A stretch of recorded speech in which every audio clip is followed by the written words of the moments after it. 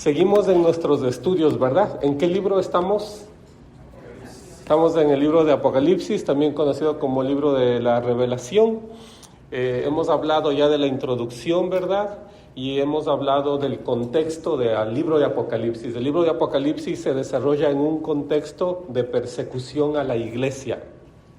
El libro de Apocalipsis tiene dos maneras de entenderlo, por su forma y por su contenido. La forma del libro de Apocalipsis, ¿cuál es? Son sueños, visiones, son muchos símbolos. Eso es la literatura apocalíptica. Habla de visiones, de símbolos, de números, habla de muchas de estas cosas. Habla de un mensaje en códigos, dirían algunas personas. Esa es la forma. Y el contenido habla de los últimos tiempos. Y como se habla en un momento de persecución, pues la iglesia está pasando por ese momento de persecución y por eso se habla de todas las cosas que hemos venido hablando, ¿verdad? Y hablamos también de la introducción la semana anterior, vimos varias cosas. El primer punto que vimos la semana anterior es que la profecía tiene como fin fortalecer a los creyentes. El libro de Apocalipsis capítulo 1 dice, ustedes iglesia que leen esta profecía son bendecidos, los que escuchan esta profecía son bendecidos y los que obedecen esta profecía son bendecidos. Profecía es como la predicación, ¿verdad? La palabra de Dios. No es como algunos piensan la revelación de acontecimientos futuros, sino más bien es la predicación de la palabra de Dios. Dentro de esta predicación, ni el escritor mismo sabía las cosas que estaba escribiendo, que hoy la iglesia, después de 2000 años, las lee, ¿verdad? Él lo estaba escribiendo para su iglesia, para su tiempo, para su gente. Y lo estaba escribiendo con el fin de fortalecer a los creyentes. Incluso veíamos 1 Corintios donde decía que si yo puedo hablar muchas lenguas o de muchas maneras, pero si no me entienden, no sirve de nada. Tienen que entenderse la predicación, la profecía, para que el creyente sea fortalecido, ¿verdad? Entonces, el libro de Apocalipsis tiene esta característica que puede ser entendido. Sus oyentes en el siglo I no necesitaban explicación, ellos lo leían y ya lo entendían. Nosotros sí necesitamos explicación, ¿verdad? Porque nosotros no somos judíos y porque nosotros no vivimos pues hace 2000 años cuando se escribió el libro. Entonces es necesario que lo podamos estudiar nosotros. Vimos también que la gracia y la paz vienen a la iglesia de tres fuentes. Vienen del Padre, del Hijo y del Espíritu Santo. Decía el texto bíblico, gracia y paz a ustedes de aquel que es, el que fue y el que ha de venir, ¿verdad? Gracia, paz a ustedes del Espíritu y de sus 7 aspectos que habla de sus ministerios. Gracia, paz a ustedes de Jesucristo. La gracia y la paz vienen de estas tres fuentes, del Padre, Hijo y Espíritu Santo. Y terminábamos con esto, el tercer punto que vimos, el que es digno de ser seguido. ¿Quién es digno de ser seguido? Solamente Cristo. Él es digno de ser seguido. Dice Él, el que ha hecho de nosotros un reino de sacerdotes, Él que nos ha libertado con su sacrificio, Él es el que nos da la gracia y la paz. Él es el único de ser seguido. Él es el único digno de ser seguido. ¿A quién más vamos a seguir? No hay nadie más a quien seguir, hermanos. Él es el único digno a quien podemos seguir. Y esta tarde, rápidamente, nos faltó un cuarto punto, el anuncio profético de la venida de Cristo. Eso también vimos la semana pasada. Estos 4 puntos vimos la semana pasada. Y hoy queremos ver este siguiente tema que nos habla el libro de Apocalipsis, capítulo 1. Un pastor preso ve a Cristo. Híjole, ya solo el título como que sorprende a muchos. ¿Cómo es posible que un pastor preso pueda ver a Cristo? Un pastor estando en la cárcel, ya condenado, ya exiliado, él ve a Cristo. Y vamos a ver Apocalipsis 1 del 9 al 20. Como nosotros sabemos, Juan está en la isla de Patmos encarcelado. Y desde la isla de Patmos él va a escribir esta carta que es revelación de Dios para enviárselo a las iglesias. Hermanos, la carta de Apocalipsis es una carta enviada para la iglesia. para los miembros, para la gente, para los discípulos de Cristo. No está escrita la carta para los gobernantes ni las personas seculares, sino más bien para la iglesia. Y este personaje que conocemos como Juan, quien escribió el libro de Apocalipsis, empieza de esta manera, él estando en la cárcel. Por eso decimos, un pastor preso ve a Cristo. Él empieza diciendo en el versículo 9, que es donde vamos a iniciar: yo, Juan, soy hermano de ustedes y su compañero en el sufrimiento en el reino de Dios y en la paciente perseverancia a la que Jesús nos llama. Me exiliaron a la isla de Patmos por predicar la palabra de Dios y por mi testimonio acerca de Jesús. Era el día del Señor y yo estaba adorando en el Espíritu. De repente, detrás de mí, una fuerte voz como un toque de trompeta que decía: escribe en un libro todo lo que veas y envíalo a las 7 iglesias que están en las ciudades de Éfeso, Esmirna, Pérgamo, Tiatira, Sardis, Filadelfia y la Odisea. Seguimos nosotros en el capítulo 1 y esto también es parte de la introducción. La carta se empieza a escribir desde el capítulo 2 específicamente para una iglesia. Pero aquí Juan nos está dando una introducción. La semana anterior vimos los 4 puntos que nos reflejaban a Cristo, ¿verdad? Y hoy Juan una vez más dice: yo soy hermano de ustedes y compañero en el sufrimiento. Él está exiliado en la isla de Patmos por predicar la palabra de Dios. A mí lo que me llama primero la atención es esta expresión: soy hermano de ustedes. Y a mí me llama la atención esto, porque Juan está queriendo mostrar autoridad, está queriendo mostrar su posición en Cristo ante la iglesia. Pero no está diciendo yo soy el apóstol de ustedes o el pastor de ustedes, no está diciendo yo soy el líder de ustedes, no está diciendo yo soy el jefe de ustedes, está diciendo yo soy el hermano de ustedes, compañero en el sufrimiento y en el reino de Dios. Soy hermano de ustedes. El liderazgo que Juan tiene, la autoridad que Juan tiene, no es porque él sea el jefe, no es porque él haya tenido un título que la iglesia le ha dado. El liderazgo y la autoridad que Juan tiene es porque él es compañero en el sufrimiento en el reino de Dios. Esto es lo que a mí me llama primero la atención. Dice Juan, hermano de ustedes. Su autoridad y credibilidad nace de su relación personal con el Señor Jesús y la solidaridad con la iglesia. De ahí nace la autoridad de Juan. Hermanos, y esto es muy importante, porque la autoridad debe nacer de la relación que uno tiene primero con Dios y de la relación que uno tiene con la iglesia, solidaria con la iglesia, que va con la iglesia, que sufre con la iglesia. Su autoridad debe nacer de una relación personal que tiene con Dios.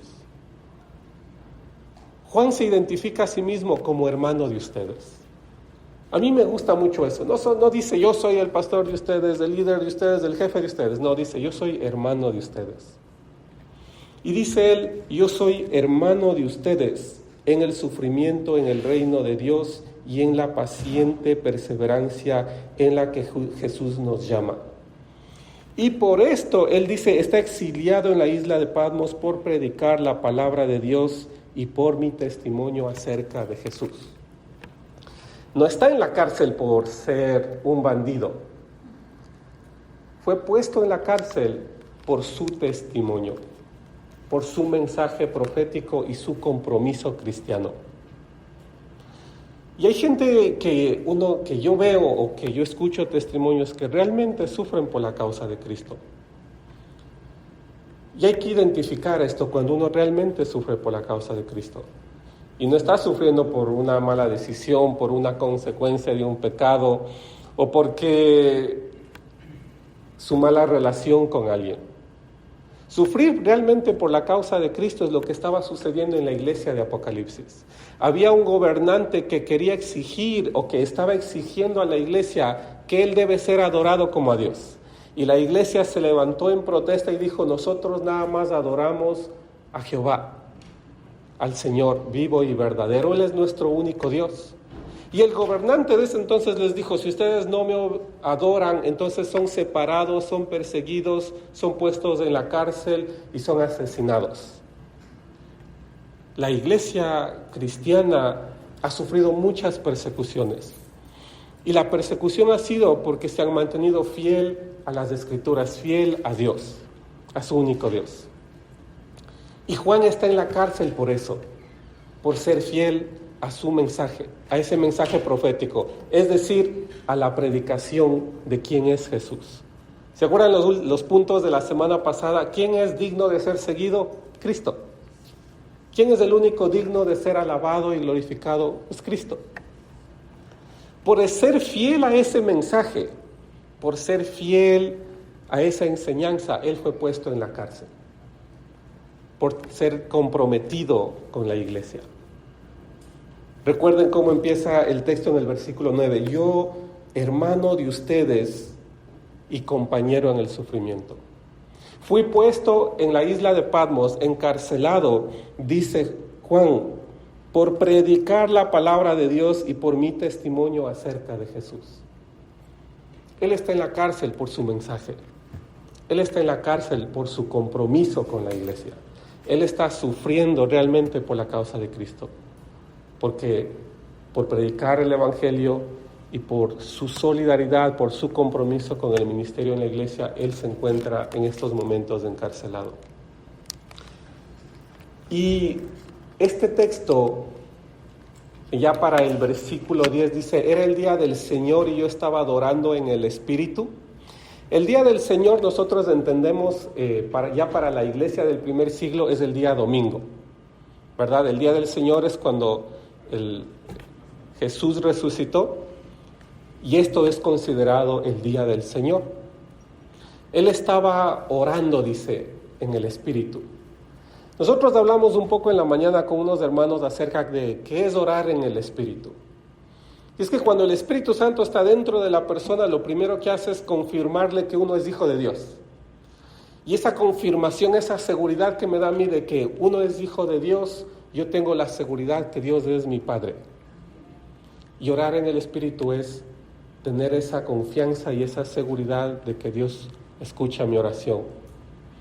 Pero dice, de repente oí detrás de mí una fuerte voz como un toque de trompeta. Y que decía, escribe un libro, todo lo que veas y envíalo a las 7 iglesias. Hermanos, yo les hago una pregunta. Yo creo que todos de aquí seguramente en algún momento hemos visto una película antigua o hemos visto a los reyes, a los presidentes cuando van a hablar. En la antigüedad, cuando un rey hablaba, ¿verdad? Ahí no tenían ni Facebook, ni Twitter, ni la televisión, ¿verdad? Ahí salía una persona con su trompeta bien grande y hacía un ruido bien grande, utilizaba su trompeta y la trompeta sonaba. Ese sonido de trompeta era el anuncio para todos de que el rey va a hablar, ¿verdad? ¿Qué está haciendo aquí el texto bíblico? Si ustedes ven en el texto bíblico, Juan estaba orando, Juan se presenta y Juan dice, de repente en medio de mi oración escuché una voz como un toque de trompeta. Es decir, va a venir un anuncio. Lo que está Juan escribiendo y lo que sus lectores están viendo cuando leen, escuchando cuando leen, es que algo va a decir. ¿Quién va a decir? El rey. ¿Cuándo se anunciaba la trompeta? Nada más cuando el rey hablaba. Sí me van captando, ¿verdad? No es nada complicado el libro de Apocalipsis. ¿Cuándo se utilizaba la trompeta? Cuando el rey estaba a punto de hablar. Y aquí Juan lo que está demostrando es que el que le está dando el mensaje es el rey, es el Señor de los señores. Eso está diciendo Juan aquí cuando dice la trompeta, como una voz de trompeta, es que el rey va a hablar. Todos deben escuchar eso. Cuando en el pueblo, en el lugar donde sonaban la trompeta, toda la gente tenía que parar. Toda la gente tenía que acercarse a escuchar lo que el rey iba a decir. Toda la gente tenía que incluso hacer reverencia porque el rey iba a hablar. Y lo mismo está haciendo Juan aquí, ¿verdad? Bueno, seguimos adelante. Nos vamos metiendo un poco más y un poco más en el libro de Apocalipsis y su mensaje.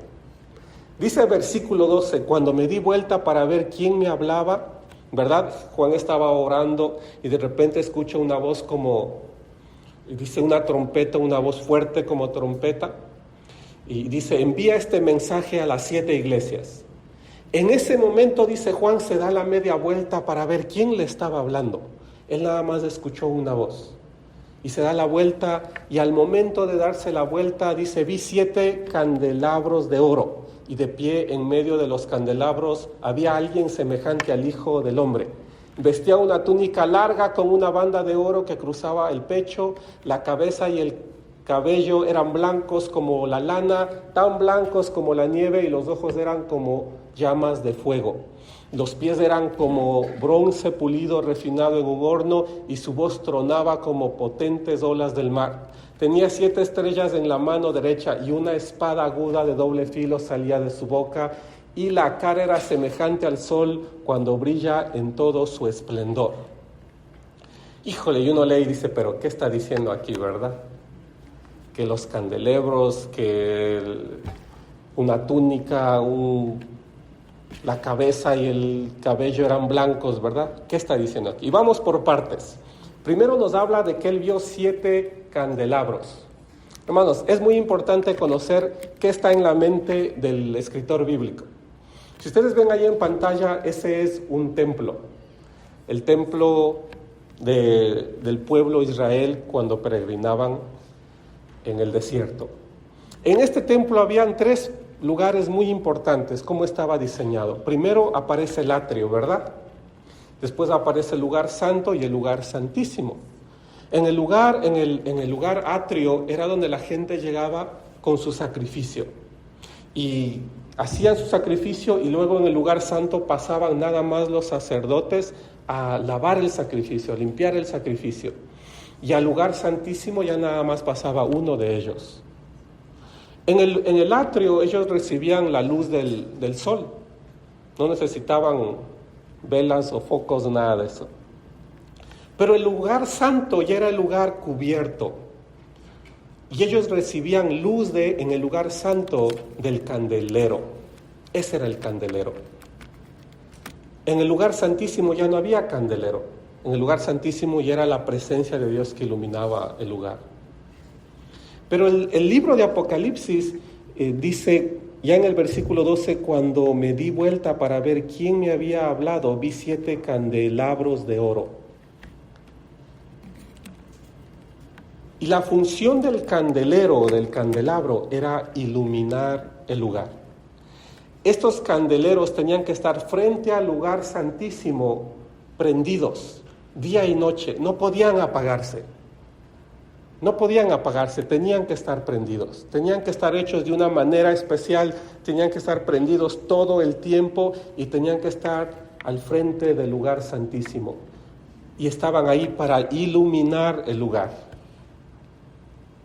Cuando Juan está diciendo esto, me di la vuelta para ver quién era y vi a 7 candeleros que estaban ahí. Y dice, en medio de ellos vi a una persona quien se semejaba al Hijo del Hombre. El texto bíblico siempre que se refiere al Hijo del Hombre habla de Jesús, ¿verdad? Y dice, quien estaba en medio de estos 7 era aquel Hijo del Hombre. ¿Qué es lo que está diciendo Juan con esta expresión, con esta manera de hablar? Juan ve a la iglesia como luz de la presencia divina dentro de Asia Menor. ¿Se acuerdan que la carta está dirigida a las 7 iglesias de Asia? Y aquí nos habla de los 7 candeleros. La función de estos candeleros era dar luz al lugar santo. Y cuando Juan da la vuelta y ve estos candeleros prendidos y que en medio de ellos estaba el Hijo del Hombre, nos está queriendo decir algo.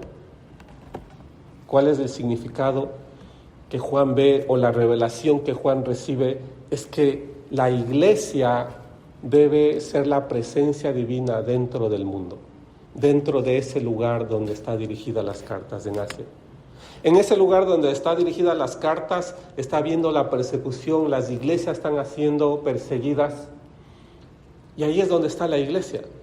Pero ¿cuál es la función de la iglesia en ese lugar? Ser luz. Debe seguir siendo luz, aun cuando está siendo perseguida. Debe ser luz de la presencia divina. Hermanos, la realidad es esa, esta iglesia es luz de la presencia divina que es Cristo. Y Juan está utilizando este lenguaje para decirnos a nosotros que Juan vea a la iglesia como luz de la presencia divina dentro de la geografía de Asia, dentro a ese lugar donde están siendo enviadas las cartas. Ahora miren, vimos esto de los 7 candelabros de oro, ¿verdad? Claro, ¿cierto? Hermanos, y luego dice, y de pie en medio de los candelabros había alguien semejante al Hijo del Hombre, que es Jesús. Hay mucha explicación acerca de que estos 7 estaban al frente del lugar santísimo y en el medio estaba, pues obviamente, Jesús. Y hay mucha explicación en cuanto a eso. Pero lo que a nosotros realmente nos importa y lo que el texto bíblico está diciendo es que estos candelabros estaban ahí para iluminar el lugar. Así como la iglesia debe iluminar el lugar donde vive. Es la presencia divina de Dios en el mundo. Pero sigue Juan diciendo, vestía una túnica larga con una banda de oro que cruzaba el pecho. La cabeza y el cabello eran blancos como la lana, tan blancos como la nieve, y los ojos eran como llamas de fuego. Los pies eran como bronce pulido refinado en un horno, y su voz tronaba como potentes olas del mar, y tenía 7 estrellas en la mano derecha, y una espada aguda de doble filo salía de su boca, y la cara era semejante al sol cuando brilla en todo su esplendor. ¿De quién está hablando? De nuestro Señor Jesús. Estas afirmaciones son una manifestación de la eterna gloria divina de Cristo. Y no queremos meternos en tanto detalle, pero yo sí quiero que podamos estudiar esto que el texto bíblico dice. Pero ya sabemos de que está hablando es de Cristo. Y está hablando es de la iglesia. Pero y el texto bíblico, ya para el versículo 14, a mitad del versículo 14, dice, vestía una túnica larga con una banda de oro que cruzaba el pecho. ¿Y ustedes se imaginan una persona vestida de esa manera? Una túnica larga con una banda de oro que cruzaba el pecho. ¿Quiénes se visten de esa manera? Pensemos en la antigüedad. ¿Quiénes se vestían así, con una túnica muy larga, con algo muy especial que cruzaba en su pecho? Una banda de oro. ¿Verdad? Alguien muy especial. Alguien muy especial se vestía de esa manera. Esto que el texto bíblico dice corresponde a los dignatarios de mucho prestigio en Israel. Los sumos sacerdotes se vestían así. Esas túnicas largas, bien bonitas, con estas bandas de oro, o también se conoce como el cinto que lo utilizan. Pero los que se vestían así eran los dignatarios, las personas especiales. Pero Juan está diciendo, me di la vuelta a ver quién me hablaba y vi 7 candeleros, y en medio de ellos estaba el Hijo del Hombre. Y dice, y vestía una larga túnica, una banda de oro que cruzaba el pecho. Lo que Juan está haciendo aquí es siempre apuntando hacia Cristo, siempre. Una de las maneras como es conocido el libro de Apocalipsis es un libro cristológico, es decir, que nos habla de Cristo. Y lo que Juan quiere que sus oyentes entiendan es que hay un Señor, hay un Rey, hay un sumo sacerdote que ahora es únicamente Cristo. El cinto o la banda corresponde al mensajero celestial. No vamos a ver, pero Daniel 10:5 utiliza esta expresión también, de que corresponde al mensajero celestial. Mucho de lo que vamos a ver en Apocalipsis está en el libro de Daniel. ¿Se acuerdan cuando decíamos cuántos libros apocalípticos tiene la Biblia? Y habíamos mencionado de 2, el libro de Daniel y el libro de Apocalipsis. Son libros apocalípticos porque nos hablan en ese sentido de símbolos, de números, de sueños, de imágenes. Nos hablan mucho de eso. El sumo sacerdote también utilizaba ese cinto o esa banda. Y a los gobernantes también utilizaban ese cinto o esa banda. Pero aquí Juan dice, el que estaba en medio de los candeleros era el Hijo del Hombre, que estaba vestido de esta manera y que utilizaba este cinto. ¿Qué nos está queriendo decir? Nos está mostrando a Cristo. Nos está hablando del señorío y de la divinidad de Cristo. La túnica y el cinto corresponden a la dignidad sacerdotal de Cristo. Ahora, ¿quién es nuestro sumo sacerdote? Solamente Cristo. Y Juan quiere que sus oyentes entiendan esto. Dice también ya para el versículo 14, la cabeza y el cabello eran blancos como la lana, tan blancos como la nieve, y los ojos eran como llamas de fuego. Y a veces uno especula tanto y dice, híjole, y uno saca teorías de todos los lugares. Sin embargo, siempre cuando vemos en la Biblia, tiene un significado. La figura del anciano, el de cabello blanco. Los patriarcas de Israel eran conocidos como los ancianos, los que dirigían al pueblo. Daniel utiliza las mismas comparaciones al Hijo del Hombre que es Jesús. En Daniel 7, 9 al 10 nos va a hablar de esta figura del anciano, que es el que dirige al pueblo, que es el sabio del pueblo. Entonces, una vez más, aun cuando Juan en el libro de Apocalipsis nos habla de esta manera, ¿a quién está apuntando? A Cristo, a mostrar su divinidad y su señorío. Nos habla de la gloria eterna de Jesús. Miren, aquí vamos al versículo 15. Dice el versículo 15, los pies eran como bronce pulido refinado en un horno y su voz tronaba como potentes olas del mar.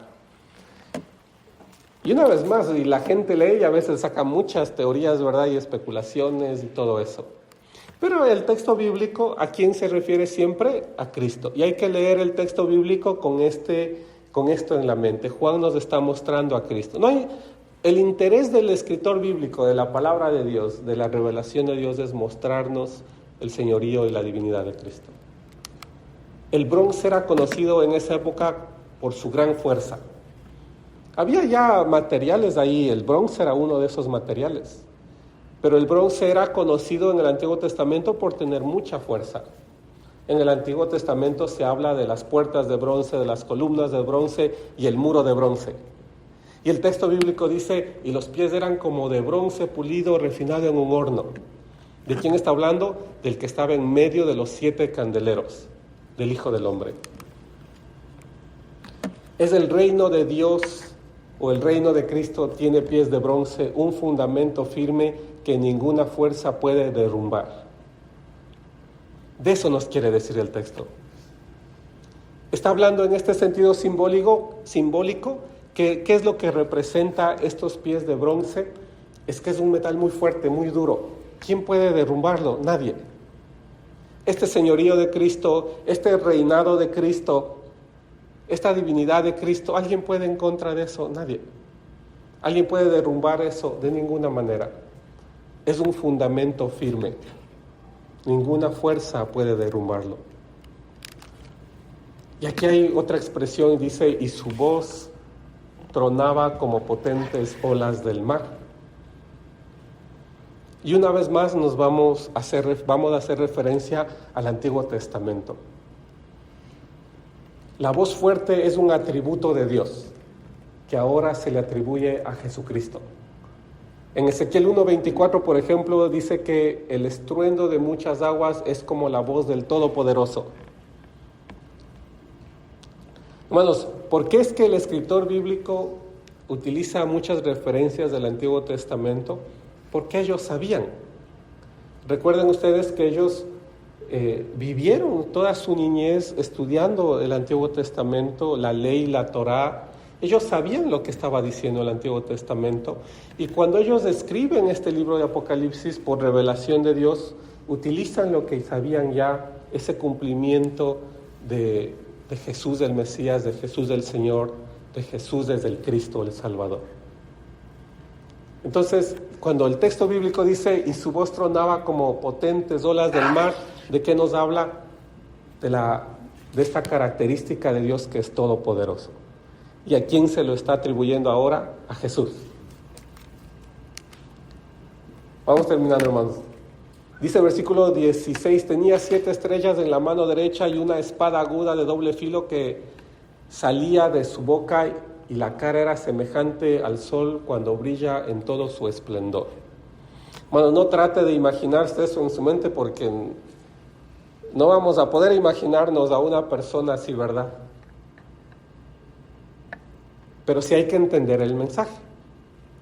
Estas 7 estrellas en la mano derecha, y por si tal vez usted, yo creo que se ha dado cuenta ya, este número 7 se repite y se repite y se repite. Y así como tenemos a veces referencias del Antiguo Testamento para entender al autor, en este sentido de las 7 estrellas en la mano derecha no tenemos un texto del Antiguo Testamento para entender a qué se refiere. Pero sí podemos entenderlo en base al conocimiento del lugar donde Juan está viviendo. En ese momento Roma estaba gobernando. Y en ese momento había, por ejemplo, darles un ejemplo, las monedas de la realeza que circulaban en ese momento tenían estas 7 estrellas. Estas 7 estrellas, para el pensamiento de ese momento, eran los mundos conocidos, o el universo, o los 7 universos, por así decirlo. Y el emperador, el rey, él se creía el señor, el dueño, el rey de todo aquello. Pero cuando el escritor bíblico está utilizando esto, ya no le está dando esa corona al emperador de que él es el rey de todo eso, sino más bien lo está dando a Jesús, que Él es el Señor de todo el universo, de todo lo creado. Y la espada de su boca corresponde a que el Señor juzga y escudriña a los desobedientes. Esta es una expresión que también se repite en otros pasajes de la Biblia. Una espada de doble filo, que penetra, que juzga, que escudriña los corazones, que Él vendrá a juzgar un día. ¿Quién tiene el único que tiene la autoridad de poder juzgar y que puede escudriñar el corazón de las personas? Jesús. Entonces, cuando vamos leyendo el texto de Apocalipsis siempre nos va apuntando, recuerden que seguimos en la introducción, siempre nos va apuntando a saber quién es Jesús. Él quiere que las iglesias sepan quién es Jesús, por quién ustedes están sufriendo, a quiénes ustedes están siguiendo. Es a Cristo. Y Juan lo está presentando a Jesús como el Señor de todo, como el que es Hijo de Dios, el que tiene la divinidad. Su rostro es y será la luz de la nueva creación. Dice el versículo 16, y la cara era semejante al sol cuando brilla en todo su esplendor. Su rostro es y será la luz de la nueva creación. Él nos alumbrará, Él nos alumbra. Entonces, cuando leemos el texto de Apocalipsis, ¿verdad? No hay dónde perderse. Estas afirmaciones que el escritor bíblico hace son una manifestación de la eterna gloria divina de Cristo. Eso es lo que quiere hacer el escritor bíblico cuando nos presenta estas expresiones. Y como hemos visto, estas expresiones nosotros necesitamos entenderlas. Pero los que recibieron la carta ya lo entendían, ya sabían de quién estaba hablando, ¿verdad? Hermanos, y terminamos con esto, con estos versículos a continuación del 17 al 20, y pasamos a las preguntas, ¿les parece? Sí trajeron preguntas, ¿cierto? Nomás para conversarlas, no para responderlas, porque no nos alcanza. Dice, cuando lo vi, caí a sus pies como muerto, pero él puso la mano derecha sobre mí y me dijo, no tengas miedo. Yo soy el primero y el último, yo soy el que vive, estuve muerto, pero mira, ahora estoy vivo por siempre y para siempre, y tengo en mi poder las llaves de la muerte y de la tumba. Y versículo 19 le dice una vez más, escribe lo que has visto, tanto las cosas que sucederán ahora como las que van a suceder. Este es el significado del misterio de las 7 estrellas que viste en mi mano derecha y de los 7 candelabros de oro. Las 7 estrellas son los ángeles de las 7 iglesias y los 7 candelabros son las 7 iglesias. La primera parte del versículo 17 y 18. Pongámonos una vez más en la historia. Juan estaba orando. En esa oración dice, escucha una voz que era como un sonido de trompeta. El rey va a hablar. Va a haber un anuncio de parte del rey y todos tienen que escucharlo. Y luego veíamos en los versículos anteriores que decía, y vi a un hombre en medio de los candelabros y tenía esta apariencia y describe la túnica larga, el cinto de oro y todo eso, ¿verdad? Que lo acabamos de leer.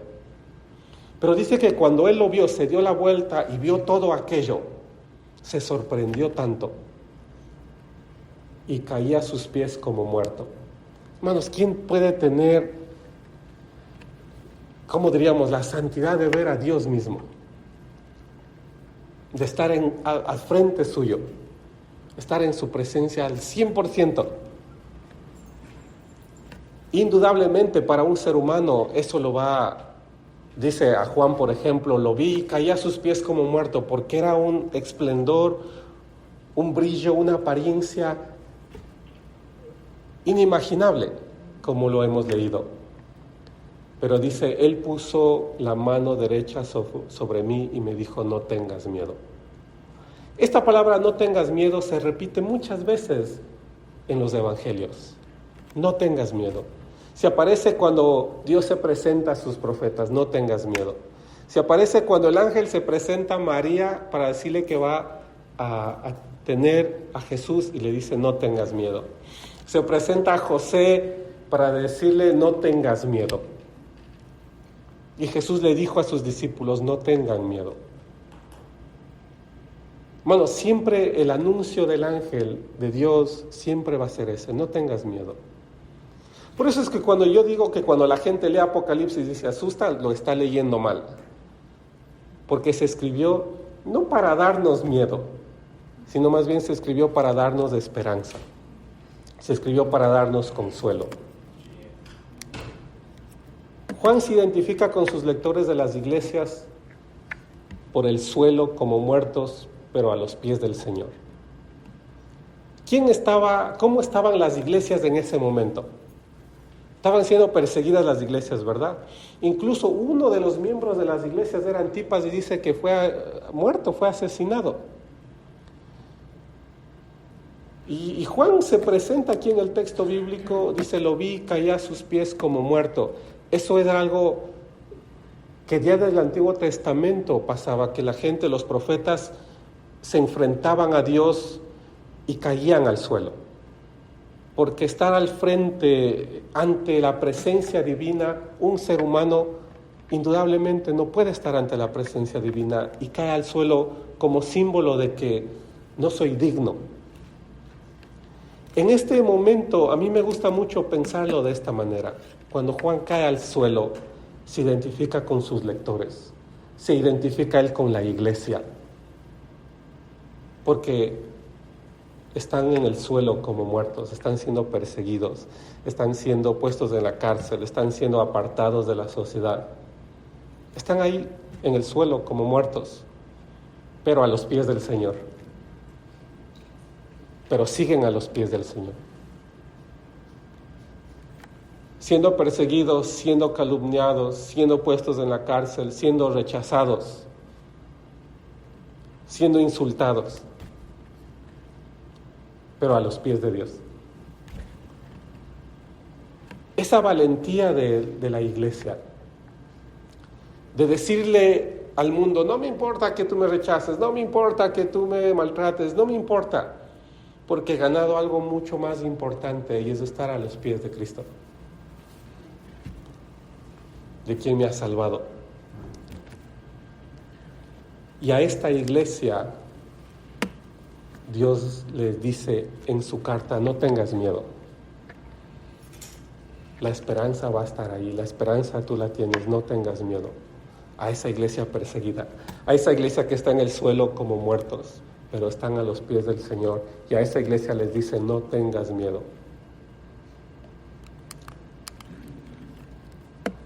Cuando habían desfallecido todas mis fuerzas, caí sobre mi rostro y una mano me tocó. Dice en el libro de Daniel 10, 8 al 10. Ese toque pone de pie a los caídos. La mano del Señor. ¿Y qué dice el libro de Apocalipsis? Pero Él puso la mano derecha sobre mí y me dijo, no tengas miedo. Esta mano derecha, ya para la gente que lo estaba leyendo, inmediatamente venía a su memoria lo que dice Daniel 10, 8 al 10. Ese versículo cuando dice, cuando habían desfallecido todas mis fuerzas, caí sobre mi rostro y una mano me tocó. Ese toque pone de pie a los caídos. ¿Quién lo tocó? Dios mismo. Y ese toque de Dios, ese toque es el toque que hace a sus profetas, hace a sus enviados. Y les dice, no tengas miedo. Y cuando los toca, los está encomendando a hacer algo, los está animando a hacer algo. Pero es una misión que Él tiene que hacer. Y el escritor bíblico lo está entendiendo como que lo tocó y lo está dando fuerzas para encomendarle a hacer algo. Dice Juan, lo vi y caí al suelo, pero Él vino y me tocó. Ese toque pone de pie a los caídos.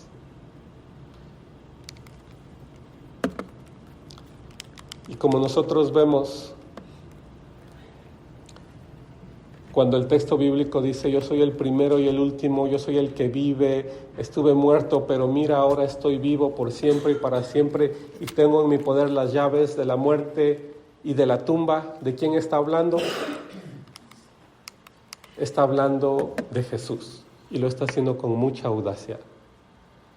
Está demostrando una vez más de quién es Jesús, de su poder, de su divinidad, de lo que Él hizo por nosotros. Está hablando de Él. Y justo después de hablar de Jesús ya con mucha audacia, aquí hay una repetición, una reafirmación que ya lo dijo antes. Dice, escribe lo que has visto, todo lo que va a suceder. Este es el significado del misterio de las 7 estrellas que vistes en mi mano derecha. ¿Se acuerdan que leímos de eso? Y de los 7 candelabros de oro. Las 7 estrellas son los ángeles de las 7 iglesias y los 7 candelabros son las 7 iglesias. ¿Y se acuerdan que habíamos mencionado cuál era la función del candelabro? Alumbrar, iluminar. Y aquí está diciendo que esos candelabros son las iglesias, que están ahí para iluminar. Son la evidencia misma de la divinidad de Cristo, para iluminar. Y esa es la función de la iglesia, ser una luz en el camino, ser una luz en medio de la oscuridad. Todo este lenguaje que Juan utiliza en su carta por revelación divina de Dios, que está siendo enviada a las iglesias, tiene un fin. El fin es mostrar quién es Cristo. El fin es mostrarles a ustedes por quién están sufriendo, quién es digno de ser seguido. ¿Para qué ustedes están ahí en Asia Menor? Todas ustedes iglesias, ¿para qué están ahí? Para iluminar. Ustedes son esa luz divina en medio de la sociedad. Y a esas iglesias que son la luz está mandando un mensaje. Y ese mensaje lo empezamos a ver en el próximo estudio. Amén.